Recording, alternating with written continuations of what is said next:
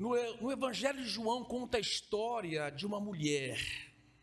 Capítulo 4 de João fala de uma mulher samaritana. O texto começa dizendo assim no Evangelho: e quando o Senhor entendeu que os fariseus tinham ouvido que Jesus fazia e batizava mais discípulos do que João,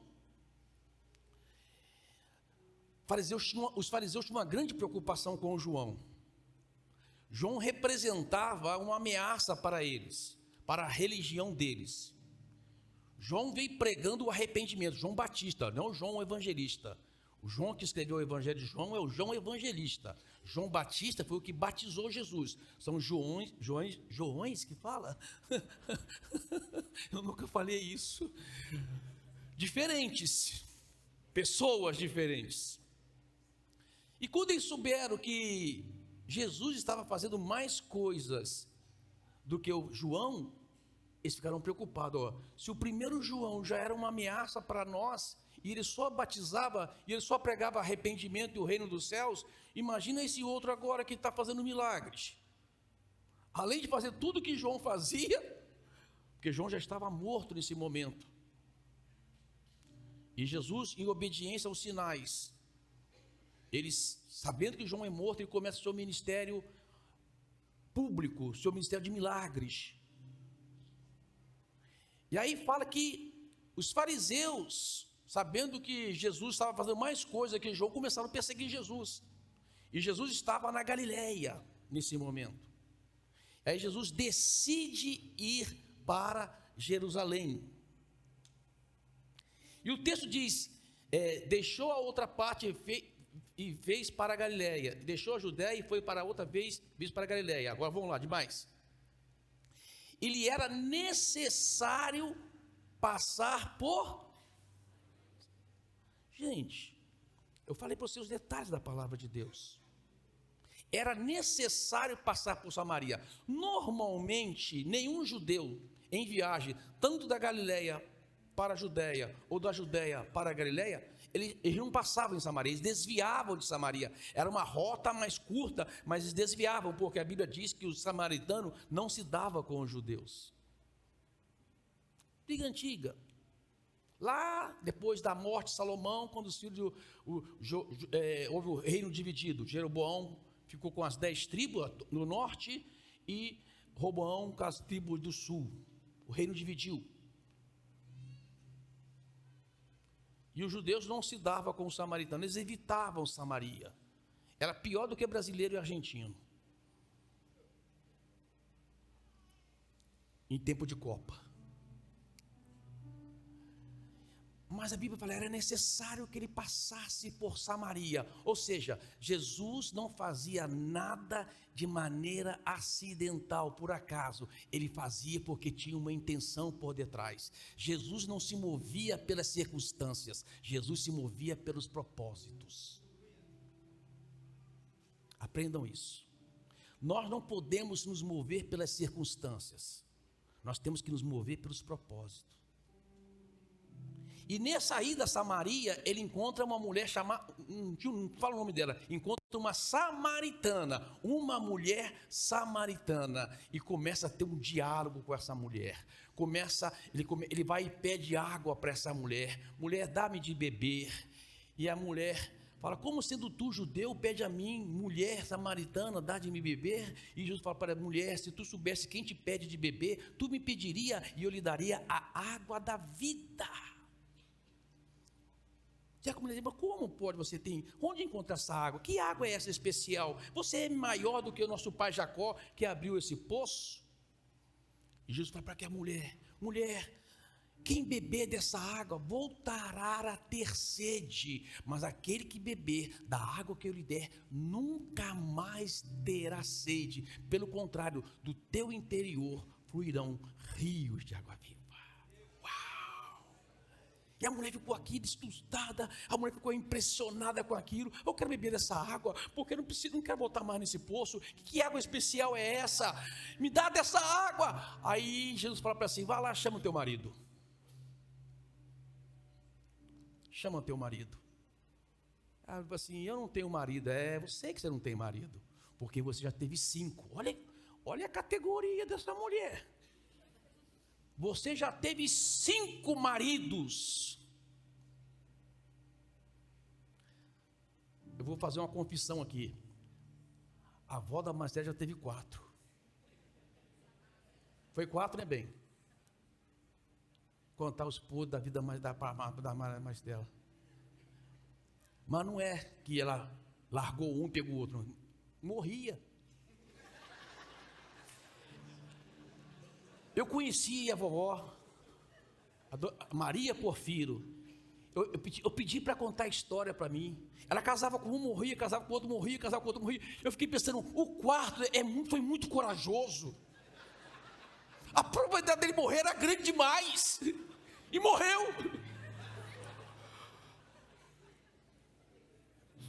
Aí quando eu fiquei sabendo disso, eu quebrei essa maldição na minha família. Porque a mãe da Marcela também é viúva. Oh, Jesus! Como o Senhor é bom quebrar a maldição. Você teve 5 mulheres, e o que você está vivendo com ele hoje não é o seu marido. Caiu a ficha. Tu és profeta? Tu és profeta? E ela já entra num relacionamento agora diferente de uma situação natural, de necessidade de água física, e ela começa a ter um diálogo espiritual com Jesus, e fala, Jesus, aqui o pessoal de Samaria que diz que é em Samaria, no monte de Samaria que se deve orar, o de Jerusalém diz que é no monte de Jerusalém que deve adorar. Qual é o lugar verdadeiro de adoração? Ela fala, mulher, você sabe que a salvação vem dos judeus?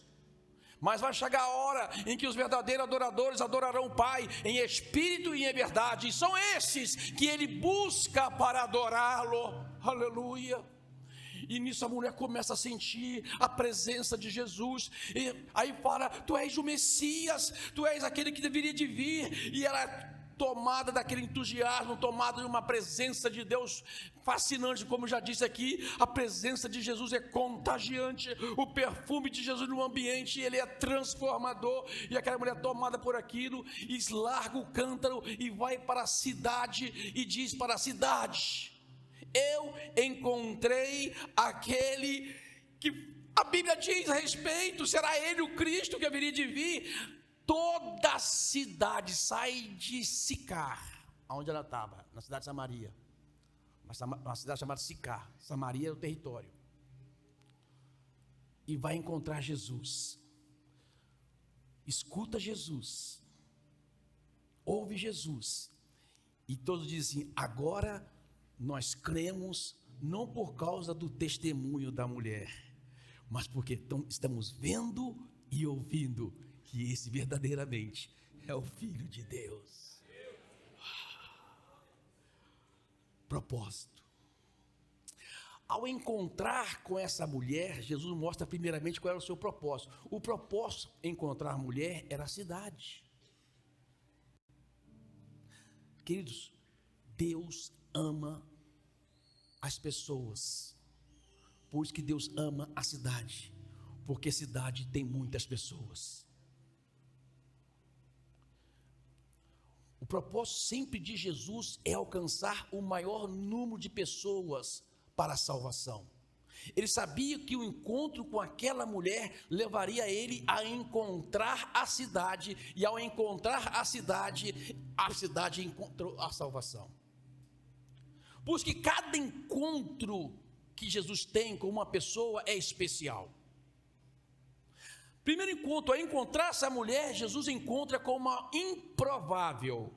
Amado, essa mulher seria considerada uma improvável a salvação.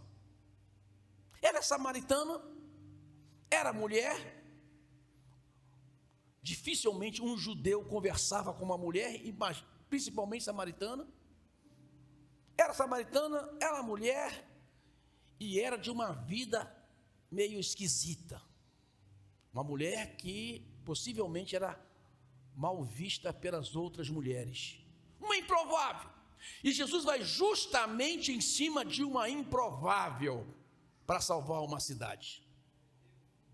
Por quê, amado? Porque o testemunho de uma improvável é forte demais. O testemunho de uma pessoa é forte demais. Deixa eu falar uma coisa para você, nós estamos diante de um grande projeto de aumentar o tamanho do nosso prédio, porque é o prédio que está crescendo, porque a igreja já cresceu. Amém? Nós estamos aumentando as nossas tendas, alargando a nossa tenda. Por quê? Porque nós estamos crendo que cada um de vocês, cada pessoa salva nessa igreja, torna-se uma pessoa que será usada por Deus para salvar muitas outras também. Se você não entender, queridos, que você é um instrumento de Deus para a salvação, ainda você não entendeu o que é o Evangelho. O Evangelho salva você, mas não é só para você ser salvo. O Evangelho salva você para você se tornar também um instrumento de salvação. Aquela mulher se tornou um instrumento de salvação. O testemunho dela salvou uma cidade, porque ela era uma improvável. E a salvação dessa mulher nos mostra que qualquer pessoa pode ser salva. Essa pessoa que você pensou agora, não, pastor, essa pessoa não, ela está pisando na bola aqui no Brasil hoje, pode ser salva. Não existe para Deus impossibilidades na salvação. Deus salva pessoas. Deus salva pessoas. Salvou Bartimeu, salvou Zaqueu, salvou a samaritana. E salvou você. Você não era boa pessoa.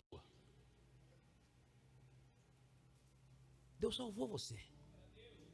Agora quer usar você para salvar outras pessoas também. E a maneira que Deus salva, a maneira de Deus trabalhar, mas é tremenda. Quando ele encontra com essa mulher, ele sabia que antes de operar uma grande salvação nessa cidade, ele precisava quebrar uma maldição. Eu brinquei aqui com a respeito da dona Maria Porfiro, mas existe algumas maldições que acompanham a família. Existe maldição que acompanha uma cidade. Existe maldição que acompanha até um país. Quando Jesus chega àquela samaritana, amado, ele sabia que tinha uma maldição que precisava quebrar em Samaria. O profeta Ezequiel, ele profetizou antes, vai aparecer o texto aí, sobre isso. Há um tempo que aconteceria que a nação de Israel, não está aparecendo, eu vou ler aqui. Ezequiel, gente. Olha aí o texto de Ezequiel. Esse texto é muito importante você entender para mim.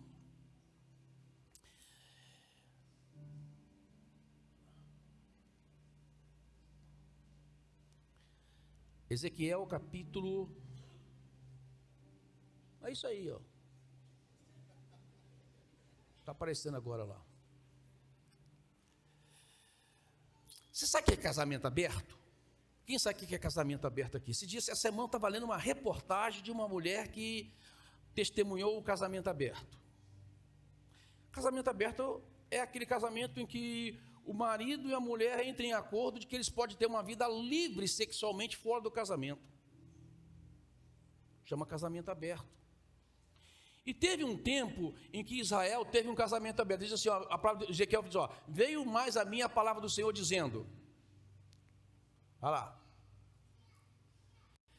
filho do homem, houve duas mulheres, filha de uma mãe, de uma mesma mãe. Estas se prostituíram no Egito, prostituíram-se na sua mocidade. Ali foram apertados os seus seios, e ali foram apalpados os seus seios na sua virgindade. E os seus nomes eram Aolá e a mais velha Aolibá, sua irmã. E foram minhas, e tiveram filhos e filhas. E quanto aos seus nomes, qual é o nome dela? Samaria é Aoloá, e Jerusalém Aolibá. E prostituiu Aoloá, sendo minha, e enamorou dos seus amantes, dos assírios, seus vizinhos. Olha só, o profeta Ezequiel, 400 anos, mais de 400 anos atrás, teve uma visão de que Samaria e Jerusalém se prostituiria com seus amantes. E fala sobre Aloá, que era Samaria, com os assírios. E quando, aí, lá no livro de Reis, segundo Reis, quando cumpre essa profecia, 400 anos antes, cumpre essa profecia, é interessante que os assírios invadiram Samaria, tomaram Samaria. E o que eles fizeram? Levaram para Samaria 5 cidades, 5 povos de 5 regiões dos povos que tinham conquistado. Eles levaram para Samaria, olha só, no segundo Reis fala sobre isso, segundo Reis capítulo 17. O rei da Síria trouxe gente da Babilônia, de Cuta, de Ava, de Amate e de Serfarvaim, e fez habitar na cidade de Samaria. E é interessante que eles levaram os deuses. E da Babilônia fizeram Sucote-Benate, um deus chamado Maradoc, que era o Deus Senhor, Criador das coisas. Cuta fizeram Nergal, de Amate fizeram Acima, e os heveus fizeram Nipaz e Tartaque, e os Serfavitas queimam seus filhos no fogo Adramaleque, e Anamaleque, deus de Serfarvaim, que dá nome. Olha só, presta atenção, queridos. Olha como é que Jesus está prestando atenção na história. Olha como que Jesus está prestando atenção no que ele deveria fazer para quebrar uma maldição. Olha o que Jesus está prestando atenção para desfazer um mal que tinha sido feito no passado, para que pudesse abrir a porta de salvação para uma cidade. Samaria foi invadida por 5 deuses de 5 cidades ou regiões diferentes, países que tinham sido conquistados pelos assírios. E ele levou de cada lugar desse um deus para Samaria. Quantos maridos aquela mulher tinha tido já? 5. E a Bíblia fala, você teve 5, e você está vivendo com um que não é o seu marido. E esse 6º quem é?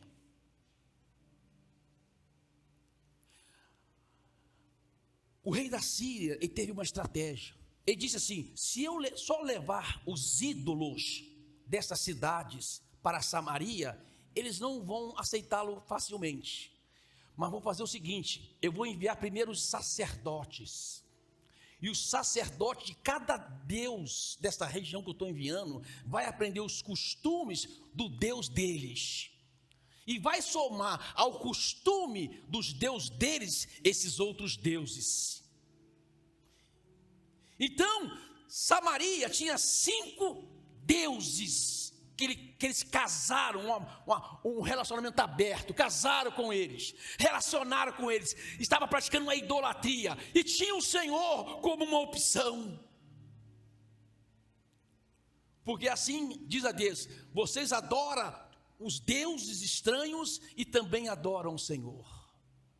Um relacionamento aberto com Deus, aonde eles estavam adorando a Deus, tinha um tempo para Deus, mas também cultuava ídolos de vários deuses. E quando Jesus encontra com aquela mulher, amado, ao salvar aquela mulher, Jesus estava quebrando a maldição daquela cidade. Quando eu encontro aquela mulher, ao salvar aquela mulher, diz: eu estou desfazendo uma maldição de 400 anos. Por que, pastor, o senhor está dizendo isso? Eu estou dizendo isso, amado, porque Deus é poderoso para quebrar toda e qualquer maldição. Deus é poderoso para quebrar uma maldição, quem sabe, que persegue a sua família. Deus é poderoso, quem sabe, para quebrar uma maldição que persegue a nossa cidade. Deus é poderoso para desfazer uma maldição, mesmo que ela foi feita lá atrás, das gerações anteriores de você, e mesmo que você não saiba, mas está vivendo o resultado disso. Deus, a partir de você, quebra essa maldição, e a partir de você, abençoa as futuras gerações. Uau!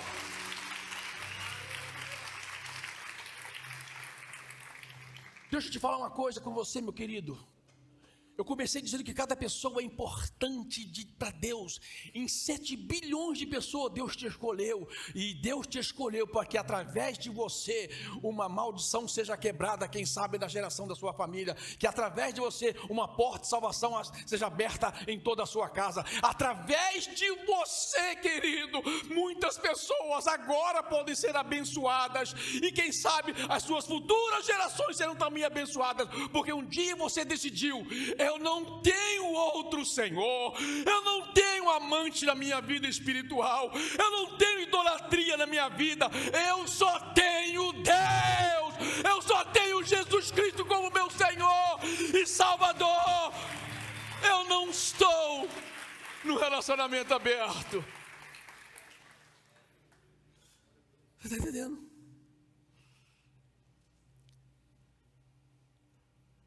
Veja que cada encontro é um encontro tremendo. Jesus disse: ide por todo mundo, pregai o evangelho a toda criatura. Atos 1:8 diz: e recebereis o poder, ao descer sobre vós, o Espírito Santo, e vocês serão minhas testemunhas, tanto em Jerusalém. Em Jerusalém, Jesus teve um encontro com a cruz. Como em toda a Judéia. Em Judéia, Jesus teve encontro com Bartimeu e Zaqueu.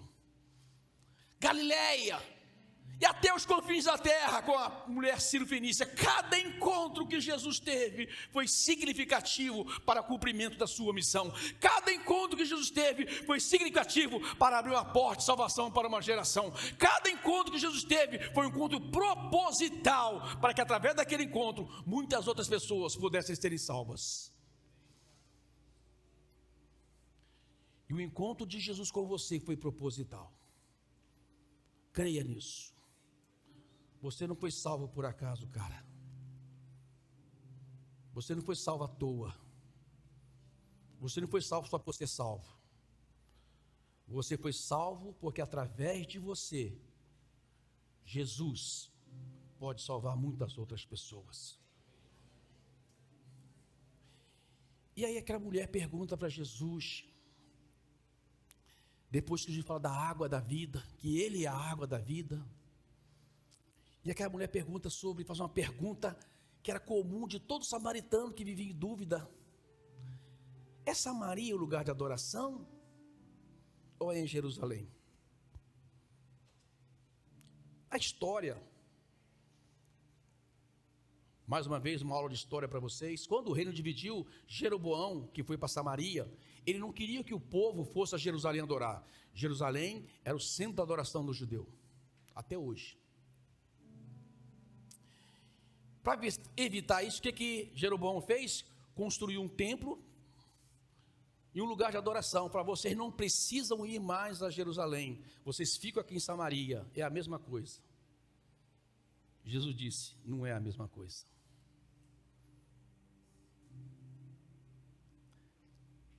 O que Jeroboão está propondo? Um segundo altar de adoração.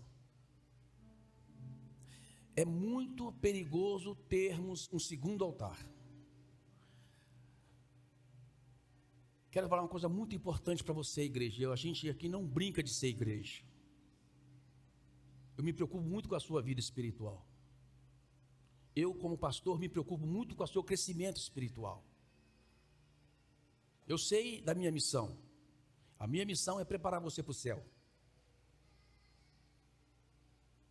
Eu tenho que pregar a palavra de Deus para preparar você para o céu. E nós não podemos nunca na nossa vida ter um altar concorrendo com o altar de Deus. Não dá para substituir. Não dá para ter dois senhores. Jesus disse: você vai agradar um e desagradar o outro. Não se serve a dois senhores. Você tem que decidir sempre: o meu altar é um. E Jesus disse para aquela mulher: vai chegar o dia, mulher, em que os verdadeiros adoradores, já está falando do tempo da graça, do nosso tempo, aleluia, do seu tempo, em que os verdadeiros adoradores adorarão o Pai em espírito e em verdade. Ou seja, eles encontrarão o caminho correto, o caminho único, o caminho verdadeiro. Jesus Cristo, o caminho, a verdade e a vida, o único que leva a verdadeira adoração, aquele que pagou na cruz e abriu através da cruz o acesso ao Pai. E nós, como em Jesus Cristo, nós entramos na presença de Deus e adoramos a Deus em espírito e em verdade. Os judeus tinham o véu. Para nós o véu foi rasgado. Você sabe o que é isso, gente? Você sabe o que é isso? O judeu tinha todo um cerimonial para adorar a Deus. Todo um cerimonial. Só que eles iam até um ponto. Ele só chegava no átrio, no máximo lugar santo, e ali só alguns sacerdotes. Mas no santo lugar, aonde estava a presença de Deus, simbolicamente a presença de Deus, nenhum entrava. Só o sumo sacerdote uma vez por ano, e nenhum entrava. Havia um véu que separava, havia uma cortina, 7 cortinas que separavam aquilo. Mas amado, quando Jesus Cristo clamou na cruz, quando Jesus disse está consumado, esse véu foi rasgado de cima para baixo, o caminho foi aberto, e todos que estão em Cristo Jesus entram na presença de Deus, na fé em Cristo Jesus, não pelos seus méritos, não porque faz boas obras, mas porque crê que Jesus Cristo é o Filho de Deus. Uau!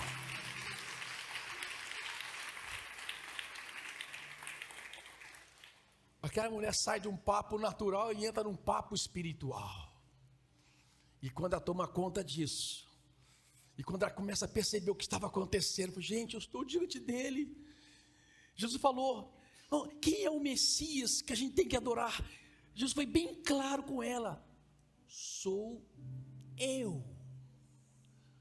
É uma das poucas vezes que Jesus foi claro de quem ele era. Ele diz para ela pergunta, quem é o Messias que há de vir? Ele diz, sou eu. A mulher, é ele, eu, uma samaritana, que casou 5 vezes, estou vivendo com um homem que não é meu marido, que veio buscar água no calor do dia para que ninguém me veja. Eu tenho vergonha da minha vida, eu tenho vergonha de quem eu sou uma improvável. E aquela mulher foi o alvo da graça de Deus, foi o alvo da misericórdia de Deus, e foi o instrumento de Deus para alcançar uma cidade, para quebrar uma maldição. Você é muito cara. Oh! Sensacional, Jesus, instrumento de Deus, alcançado pela graça e a misericórdia de Deus. E ela rapidamente, cheia já da presença, cheia de convicção de salvação, gente, eu encontrei Jesus, o Messias. Vamos lá verificar se é verdade, porque ele disse para mim que ele era. Vai lá, gente, vai lá. Toda a cidade, imagina, gente, toda a cidade foi ver, e toda a cidade testemunhou. Agora não é por causa do testemunho da mulher, porque o testemunho dela foi forte, foi convincente, porque convenceu a cidade a ir ver. Foi muito forte o testemunho dela. Agora não é por causa do testemunho dessa mulher, é porque nós estamos vendo e ouvindo. Aleluia. Gente, traga as pessoas, não tenha medo. Chega para aquele seu vizinho, seu amigo, se você achar, não, ele não vai dar ouvido para mim, ele vai prestar atenção no que eu estou falando. Pô, gente, acredite no que está dentro de você. Acredite que você foi salvo para ser um instrumento de Deus. Acredite na obra maravilhosa que Deus fez dentro de você. E para terminar, aquela mulher faz algo lindo. Ela estava com o seu cântaro. Ela tinha ido buscar água, sua necessidade material, sua necessidade física, o cântaro. Depois desse encontro com Jesus, essa mulher deixa o cântaro. Ela tinha convicção que dentro dela estava uma água que nunca mais ela teria sede. Simbolicamente, essa mulher está deixando para trás a velha vida. O cântaro pode simbolizar naquele momento a velha vida. Ela olhou para o cântaro, não preciso mais de você. Eu dependia emocionalmente de você. Eu dependia de você para viver. Você era a minha muleta para a vida. Cântaro, eu dependia de você. Agora eu não dependo mais. Eu encontrei a água da vida. Eu encontrei Jesus, meu Senhor e meu Salvador. E ela deixou o cântaro.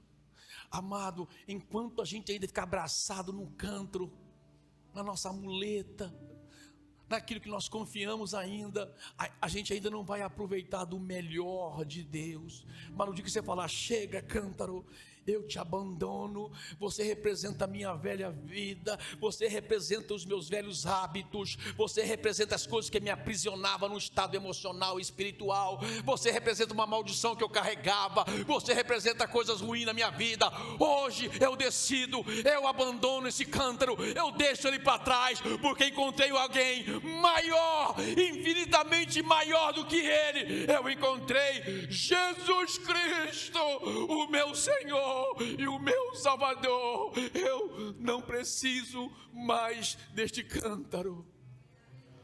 Uau!